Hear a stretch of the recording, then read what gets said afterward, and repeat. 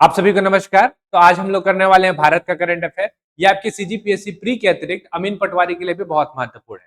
Question का pattern हमें वैसा रखा हुआ है जो अभी रिसेंट के एग्जाम में पूछ रहा है। तो जो हमारे साथ नए जुड़े होंगे वो वीडियो को अंत तक देखिएगा और साथ में पेन पेपर लेकर के बैठिए। क्वेश्चन को साथ में सॉल्व करिए और लास्ट में हमें बताइएगा भी कि आपके कितने बन रहे हैं। चलिए शुरू करते हैं। आज हम लोग का डे नंबर 5। इससे पहले 4 वीडियो और आए हुए हैं। सीजी करंट अफेयर भी आया हुआ है, उसको भी एक बार आप जाकर के जरूर चेकआउट करिएगा। जो हमारे साथ नए जुड़े हैं वो यहाँ से मेरे बारे में जानकारी प्राप्त कर सकते हैं। वर्तमान में मैं स्टेट टैक्स जीएसटी इंस्पेक्टर के पद पे हूँ और यहाँ से मेरे बारे में बाकी सारी इन्फॉर्मेशन आपको मिल जाएगी।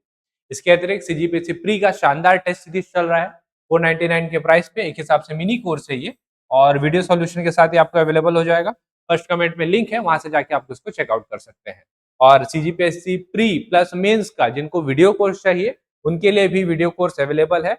इसमें ऑलरेडी सीजीजीएस कंप्लीट कराया हुआ और इंस्टॉलमेंट की सुविधा भी है। 4999 है लेकिन इसमें आपको इंस्टॉलमेंट भी मिलेगा और ये सारे जो कंटेंट मैं करा रहा हूँ इसका पीडीएफ भी आपको यहाँ पे शेयर कर दिया जाएगा जहां से आप डाउनलोड कर सकते हैं। चलिए शुरू करते हैं और आएंगे हम लोग अपने पहले एमसीक्यू के साथ।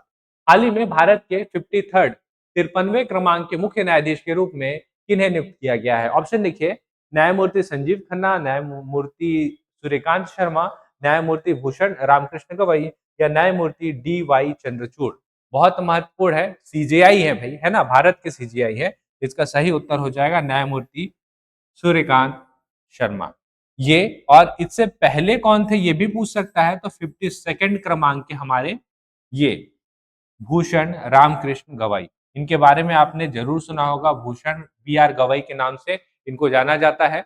और अभी इनसे पहले जब ये थे बी आर गवई साहब थे तो उस टाइम में कुछ कुछ चीजों को लेकर के कुछ वो भी हुआ था, विवादास्पद चीजें भी हुई थी। तो इस वजह से भी आपको इनके बारे में पता होना चाहिए। अभी रिसेंट का कौन है और इनसे पहले का कौन था ये भी आपको पता होना चाहिए। चलिए अगला है, G20 शिखर सम्मेलन 2025 की मेजबानी किस देश द्वारा किया गया है? ब्राजील है, भारत है, दक्षिण अफ्रीका है और थाईलैंड है। एक एक करके सारे ऑप्शन को देखते हैं। सबसे पहले हम लोग लेंगे इसका आंसर। तो G20 इस बार हो रहा है 2025 का, हो रहा है से ज्यादा बेहतर हो गया है।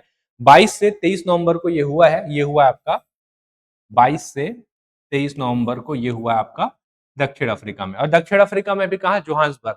पहली बार इस अफ्रीकी कॉन्टिनेंट में ये आयोजित हो रहा है तो बहुत महत्वपूर्ण हो जाता है। थाईलैंड, थाईलैंड क्यों एक इंपॉर्टेंट जगह है? एक यहाँ पे सबमिट हुआ था जो हमने पहले कराया था और वो एग्जाम में भी पूछा हुआ था। इसको बोलते हैं बिस्मिट सबमिट, बिम्स्टिक, BIMSTEC, बिम्स्टिक सबमिट 2025 का आयोजन यहाँ हुआ था।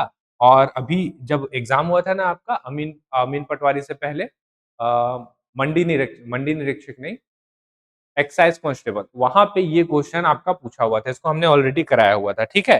तो ये आप ध्यान रखेंगे। और बाकी सारे इंफॉर्मेशन इसमें सबसे ज्यादा इंपॉर्टेंट है दक्षिण अफ्रीका, इसको आपको एकदम ध्यान रखना है। चलिए आगे चलेंगे।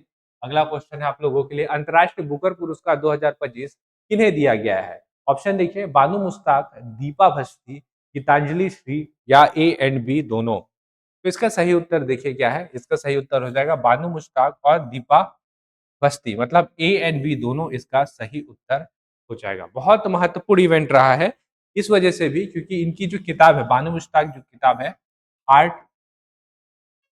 लैम्प, इनके लिए मिला है। और आपको एक और इंटरेस्टिंग फैक्ट बताता हूं मैं इससे संबंधित, ये कन्नड़ भाषा में लिखी हुई है। तो आप बोल सकते हैं कि पहले कन्नड़ राइटर रहे हैं ये जिनको इस कृति के लिए, इनके कन्नड़ कृति के लिए मिला हुआ है। और दीपा भस्ती कौन है? जिन्होंने इस हार्ट लैम्प का अनुवाद किया है, तो अनुवादक है। तो दोनों को साथ में मिला हुआ है। तो इसके साथ में 50,000 पाउंड का इनको पुरस्कार भी मिलता है। तो ये भी आप ध्यान रखेंगे। गीतांजलि श्री इनको पहले मिल चुका है ना, तो पहले मिल चुका है, इस वजह से इनका नाम यहाँ पे हमने ऐड किया है। यहाँ पे देखिए, बुकर पुरस्कार 2025 के विजेता डेविड सेजले को उनके किस पुस्तक के लिए यह पुरस्कार दिया गया है? हार्ट लैम्प, फ्लैश है, ऑर्बिटल है या टोम ऑफ सैंड है? ठीक है, सारे ऑप्शन को एक एक करके देखते हैं। सबसे पहले इसका सही उत्तर देखिए, ये है आपका फ्लैश, इसके लिए इनको मिला हुआ है। हार्ट लैम्प तो आपको पता ही है किस लिए मिला हुआ है। और एक है अपना ऑर्बिटल, तो प्रीवियस ईयर या इससे पहले, है ना, एक और राइटर थे जिनका नाम था Samantha Harvey. Samantha Harvey Harvey, तो उनको मिला हुआ था ऑर्बिटल के लिए, पिछले साल का। इस साल का क्या है, तो डेविड सेजले को किन के लिए मिला हुआ है, फ्लैश के लिए मिला हुआ है। तो ये सारा चीजें, एक चीज और अंतर आप ध्यान रखेंगे, जो ये बुकर पुरस्कार है और इंटरनेशनल बुकर दोनों अलग अलग है। बुकर पुरस्कार किनको मिलता है, जो उपन्यास रहते हैं, विश्व में कहीं भी उपन्यास है, लेकिन उनको यूनाइटेड किंगडम या नीदरलैंड में पब्लिश होना जरूरी है, उस उपन्यास को हम लोग क्या देते हैं, बुकर पुरस्कार देते हैं। ठीक है, इस चीज को ध्यान रखिएगा। United Kingdom, Netherland, Netherland Ireland है ये, नीदरलैंड नहीं, ये आयरलैंड है। ठीक है, नीदरलैंड या आयरलैंड में प्रकाशित सर्वश्रेष्ठ अंग्रेजी भाषा की किताब को आप बुकर पुरस्कार से सम्मानित करते हैं। ठीक, अगले प्रश्न पे हम लोग बढ़ते हैं। 2025 के अनुसार भारत ने वर्ष 2023 के मानव विकास सूचकांक एसडीआई में कौन सा स्थान प्राप्त किया है, 130, 131, 132 या 133? एसडीआई से हमेशा क्वेश्चन पूछता है, तो 130 नंबर में है हम लोग, और कितने देशों में है ये भी पूछ सकता है।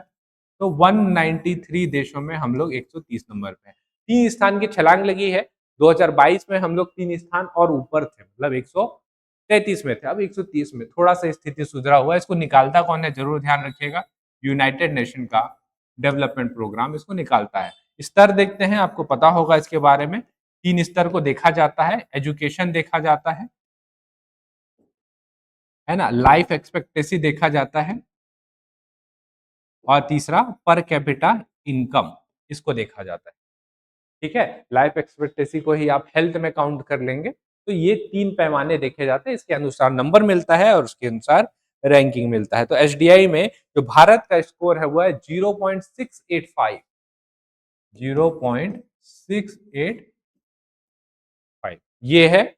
और आपको पता होना चाहिए कि रिपोर्ट से संबंधित बहुत सारे क्वेश्चन आते ही हैं। जैसे एक रिपोर्ट और मैं आपको बता देता हूँ, विश्व फ्रीडम इंडेक्स रिपोर्ट आता है, पब्लिश होता है, इसमें भारत का स्थान कितना है, 151। तो इस टाइप के रिपोर्ट को आप अध्ययन करेंगे, यहाँ से क्वेश्चन आपको एग्जाम में देखने को मिलता ही मिलता है। चलिए अगले प्रश्न पे हम लोग बढ़ते हैं। आईसीसी विश्व टेस्ट चैंपियनशिप से संबंधित है, और आपको बताना है कि कौन सा कथन सही नहीं है। ऑप्शन देखते हैं। साउथ अफ्रीका ने पहली बार चैंपियनशिप जीता है, फाइनल मुकाबला लॉर्ड्स क्रिकेट ग्राउंड लंदन में आयोजित किया गया था, और तीसरा है उप विजेता नीदरलैंड इसका रहा था। तो कौन सा कथन आपको दिख रहा है जो अलग सही है, जो सही नहीं है? आपको दिख ही रहा है कि ऑप्शन नंबर 1, 2, 3 और चौथा ऑप्शन क्या है अपने पास, 2, 3। तो अपने को बताना है कौन सा सही नहीं है। तो अलग से ही दिख रहा है कि ये वाला कथन आपका केवल 3 वाला कथन सही नहीं है। तो उप विजेता नीदरलैंड इसका नहीं। तो आप देखेंगे कि पूर्ण नेशन भी नहीं है जो टेस्ट चैंपियनशिप खेलता है। जो इसका उप विजेता जो था वो था आपका ऑस्ट्रेलिया। ठीक है, और एक चीज और ध्यान रखेंगे आप, क्योंकि टेस्ट चैंपियनशिप का है बात, और साथ में इसके जो कप्तान हैं टिम्वा बबूमा, वो पहले कैप्टन हैं जिन्होंने इस चैंपियनशिप को, मतलब साउथ अफ्रीका को कोई चैंपियनशिप जितवाया है पहली बार। पहला ये हो गया। दूसरा, वो पहले कप्तान हैं इतने सालों में जो इंडिया में आकर के इंडिया को 0-2 से व्हाइट वॉश किए हैं टेस्ट में। कोई अभी तक कप्तान ऑस्ट्रेलिया, ये यहाँ का अफ्रीका का ऐसा कर नहीं पाया था, वो है टिम्बा बबूमा। नाम याद रखिएगा, है ना। चलिए अगले क्वेश्चन पे हम लोग बढ़ते हैं। 2025 में दादा साहब फाल्के पुरस्कार से किन्हें सम्मानित किया गया है? शाहरुख खान है, मिथुन चक्रवर्ती है, मोहनलाल है और रानी मुखर्जी है। इसी में बहुत सारे और एड ऑन करेंगे हम लोग। सबसे पहले हम लोग करेंगे सही आंसर, श्री मोहनलाल। बहुत बड़ा नाम है, अगर आपको इनके बारे में नहीं पता, बताता हूँ, आपको समझ में आएगा। मलयालम एक्टर है। आपने अजय देवगन की दृश्यम मूवी जरूर देखी होगी। जो दृश्यम मूवी आप देख रहे हैं ना, वो ओरिजिनली मोहनलाल जी द्वारा मलयालम में बनाई गई है। उसका रीमेक है दृश्यम। तो ये वो एक्टर है, और सीनियर एक्टर है, काफी सीनियर एक्टर है। तो ये हमने देख लिया कि भारतीय सिनेमा का सबसे बड़ा पुरस्कार, दादा साहब फाल्के पुरस्कार, जिनको दिया जाता है, वो बहुत, मतलब इन्होंने सिनेमा में बहुत कुछ अचीव किया रहता है तब दिया जाता है। बाकी लोगों को देखते हैं, जैसे शाहरुख खान, इनको जब अभी नेशनल फिल्म हुआ तो बेस्ट एक्टर का अवार्ड मिला है। बेस्ट एक्टर, नेशनल फिल्म में बेस्ट एक्टर का अवार्ड इनको मिला है। नेशनल फिल्म फेस्टिवल जब हुआ तो क्रमांक पूछेगा, 71st क्रमांक का नेशनल फिल्म फेस्टिवल। इसके अलावा एक और है विक्रांत मैसी। विक्रांत मैसी, विक्रांत मैसी को आप जानते हैं, 12th फेल। जी हाँ, उसी के एक्टर हैं, लीड एक्टर। इनको भी मिला है, विक्रांत मैसी और शाहरुख खान। एक और कौन बच गए, रानी मुखर्जी, इनको मिला है बेस्ट एक्ट्रेस का अवार्ड। तो ये सारे इंफॉर्मेशन 71st फिल्म फेस्टिवल जो कि नेशनल फिल्म अवार्ड है इससे संबंधित है, आप ध्यान रखें, क्वेश्चन आ सकता है। अगला, फीफा विश्व कप 2026 की मेजबानी कौन से देश द्वारा किया जाएगा? संयुक्त राज्य अमेरिका है, कनाडा है, जर्मनी है और मेक्सिको है। तो इसका सही उत्तर जो होगा, अगल बगल वाले हैं सारे के सारे, है ना। आप जर्मनी को हटाइए, जर्मनी नहीं होगा। संयुक्त राज्य अमेरिका है, कनाडा है और मेक्सिको, तीनों संयुक्त रूप से मेजबानी कर रहे हैं। ए बी एंड डी आपको उत्तर देखने को मिलेगा, मतलब ऑप्शन नंबर डी इसका सही उत्तर हो जाएगा। ठीक, कुछ और इन्फॉर्मेशन आपको बता देता हूं यहाँ पे। कितने मैचेस खेले जाएंगे, तो 104 मैचेस खेले जाएंगे इसमें।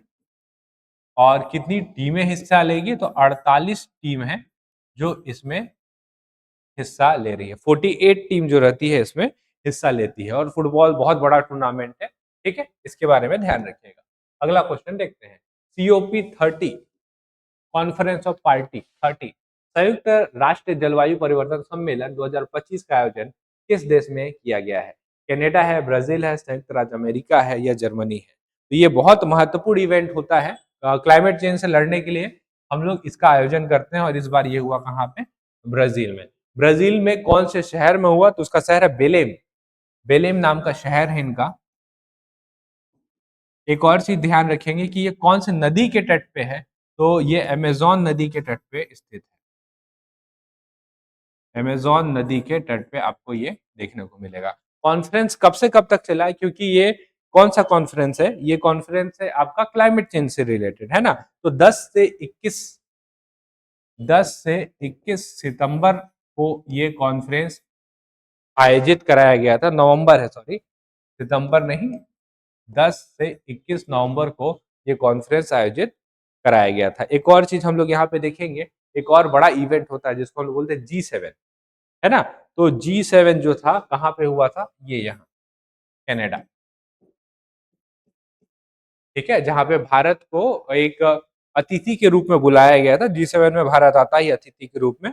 15 से 17 जून के बीच में इसका आयोजन हुआ था। 15 से 17 जून के बीच में इसका आयोजन देखने को मिला था। चलिए अगले क्वेश्चन पे बढ़ेंगे। नोबेल पुरस्कार है और आपको इसको सम्मिलित करना है। नोबेल पुरस्कार में जो सबसे ज्यादा महत्वपूर्ण है ना इस बार, वो है शांति पुरस्कार। क्योंकि यहाँ पे ट्रंप ने अपना दाव रखा था कि मेरे को शांति पुरस्कार मिलना चाहिए। इवन जब ऑपरेशन सिंदूर भी लॉन्च हुआ था तो उस टाइम में भी ट्रंप ने क्या बोला था, मैंने रुकवा दिया इंडिया पाकिस्तान, नहीं तो वर्ल्ड वॉर हो जाता। तो शांति पुरस्कार सबसे पहले देखेंगे, जमाएंगे, कौन है ये? मारिया कोरिना मचाडो, इनका नाम आप ध्यान रखेंगे। और ये ट्रम्प को हरा करके एक हिसाब से देखेंगे तो इनको पुरस्कार मिला हुआ है। और इन्होंने डेमोक्रेसी को बढ़ाने के लिए बहुत प्रयत्न किया, इस कारण इनको मिला है। तो ए का 2 मिलेगा अपने को, ए का 2 मिलेगा। उसके बाद साहित्य का देखना है, ठीक है।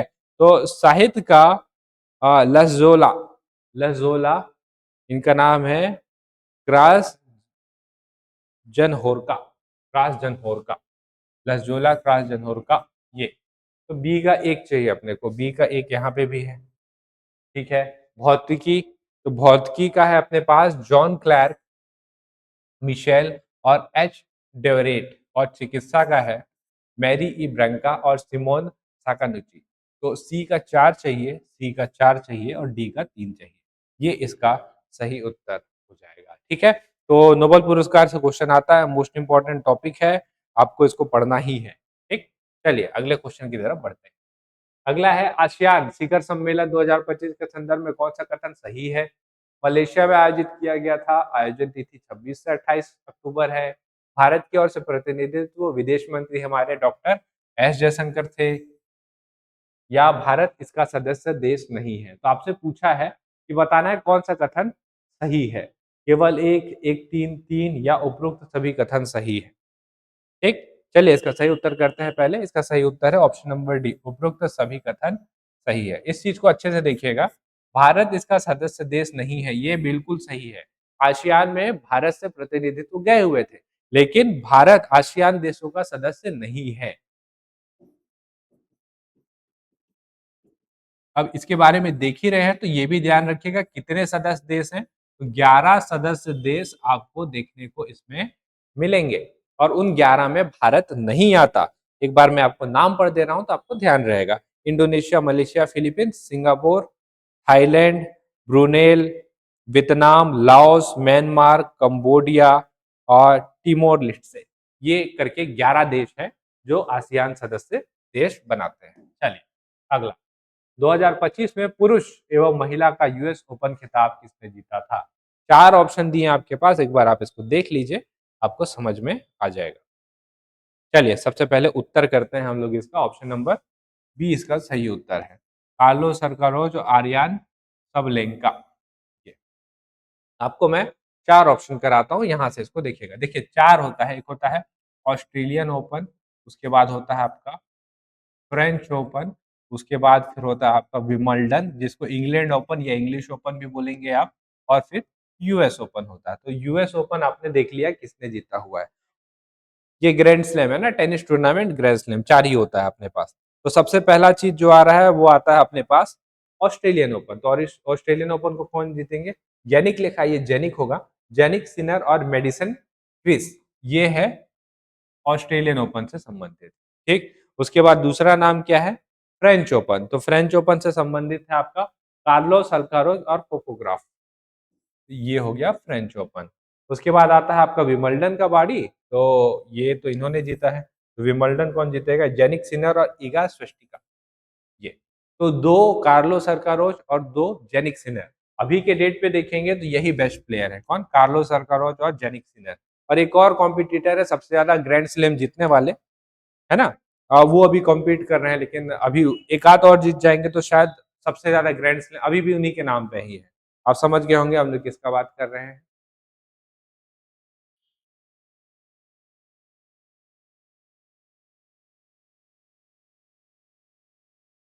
हम लोग बात कर रहे हैं नोवाक जोकोविक का, जिनके नाम पे सबसे ज्यादा ग्रैंड स्लैम है। ध्यान रखिएगा, अभी भी एक्टिव प्लेयर है, वो compete कर रहे हैं। टोटल 24 ग्रैंड स्लैम उनके नाम पे। ठीक, तो बहुत बड़ा नाम है। अगला चलिए, वर्तमान में कितने नवरत्न हैं? नवरत्न और महारत्न तो पूछता ही है। तो नवरत्न आपको टोटल देखने को मिलेंगे कितने? 26।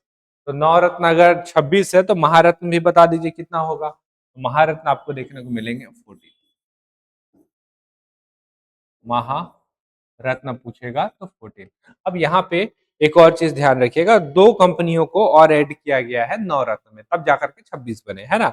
एक है IRFC, 26 में 25 और 24 लिख लेते हैं। ठीक, एक है आपका IRFC और एक है IRCTC, इंडियन रेलवे और IRFC हो जाएगा इंडियन रेलवे फाइनेंस कॉर्पोरेशन, और IRCTC आप जानते हैं Indian railway catering and tourism corporation.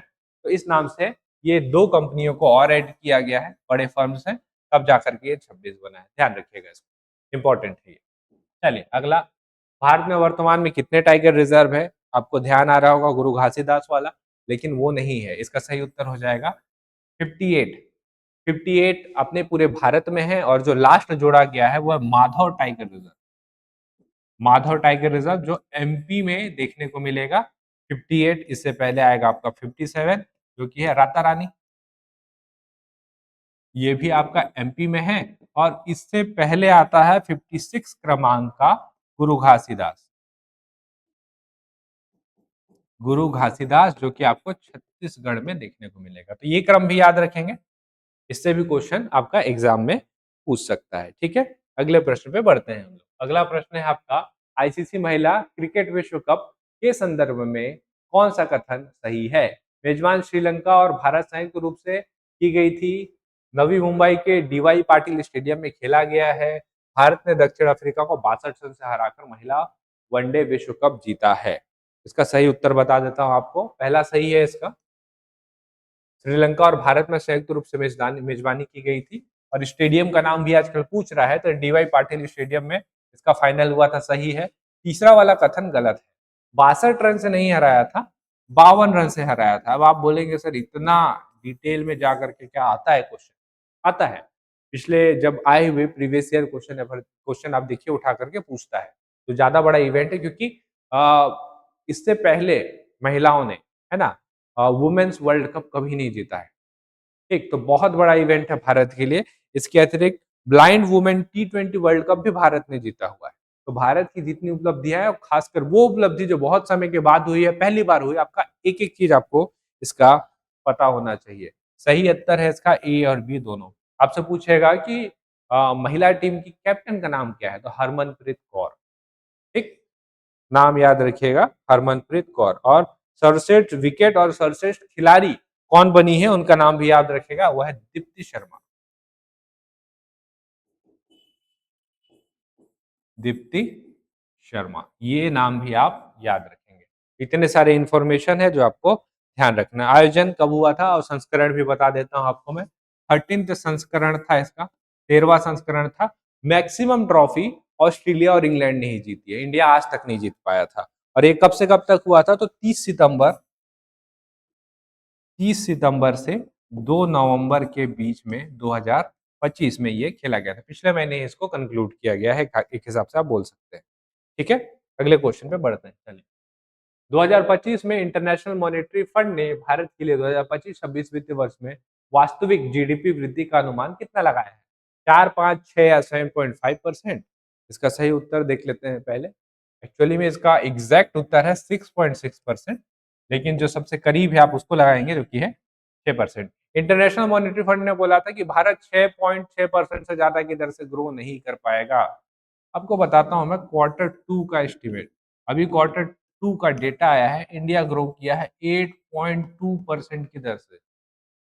और ये कब हो रहा है पता है? जब ट्रम्प ने टैरिफ लगाया हुआ है, उस टाइम पे हम लोग 8.2% की दर से ग्रो कर रहे हैं। और अभी जो जीएसटी 2.0 आया है, जिसमें जीएसटी की कटौती हुई है, वो आपको Q3 में देखने को मिलेगा। तो अगर Q3 में भी हम लोग 8 या 8 से ज्यादा हम लोग रख पाए अपना जीएसटी वृद्धि दर, तो एकदम फिक्स हो जाएगा कि भारत का जो जीडीपी दर है वो 7.8 या 8.0 आसपास कुछ आने वाला है, जब फाइनल होगा, जो चारों क्वार्टर को जोड़ करके बनाया जाता है। तो ये भी आप ध्यान रखेंगे, Q2 में इंडिया कितना ग्रो किया है, 8.2%। और आईएमएफ कितना बोला था कि हम लोग 6.6% से ज्यादा ग्रो नहीं कर पाएंगे पूरा ईयरली, लेकिन डेफिनेटली हम लोग इसको बीट करेंगे। चलिए आगे चलते हैं अगले क्वेश्चन की तरफ। आईसीसी चैंपियंस ट्रॉफी का खिताब किसने जीता? 9 मार्च को दुबई में हुआ था। यादगार लंबाया, भूल नहीं सकते। 19 फरवरी से शुरू हुआ था और 9 मार्च तक ये चला था। इसको जीतने वाला और कोई नहीं, वो है भारत, इंडिया। ठीक है, रनर अप कौन रहा था ये पूछेगा आपसे, तो न्यूजीलैंड जो था इसका रनर अप रहा था। एक इवेंट के लिए और भी इंपॉर्टेंट है ये, इसका मेजबानी आप देखेंगे तो होना था पाकिस्तान में, मैच भी होना था पाकिस्तान में, भारत ने विरोध किया, भारत नहीं खेलेगा तो क्रिकेट ही नहीं होगा। तो इसको शिफ्ट किया गया कहाँ? दुबई। तो दुबई में, दुबई इंटरनेशनल स्टेडियम में इसका फाइनल हुआ, भारत जीता, न्यूजीलैंड को इन्होंने हराया।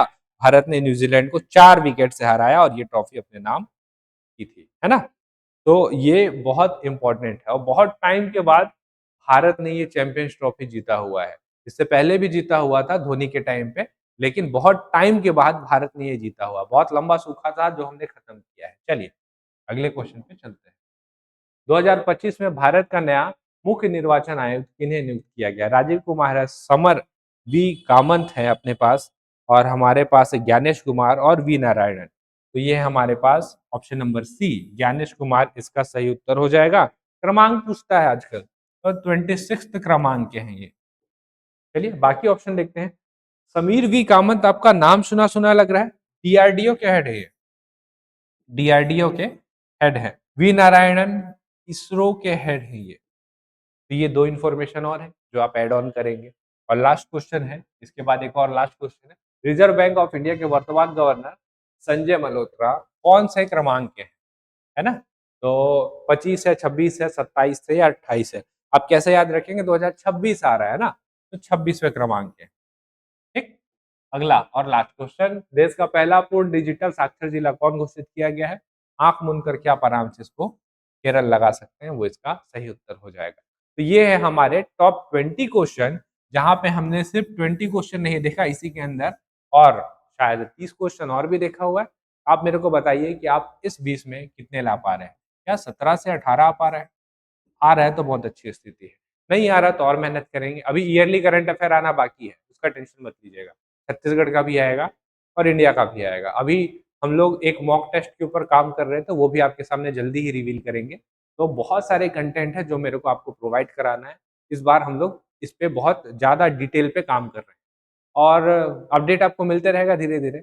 हम लोग मिलेंगे अगले वीडियो पे, तब तक आप लोग टेस्ट सीरीज़ को ज़रूर चेकआउट करें या इस कोर्स को ज़रूर चेकआउट करें। इसमें बहुत सारे डिटेल हैं, इवन टेस्ट सीरीज़ भी इसमें इंक्लूडेड है।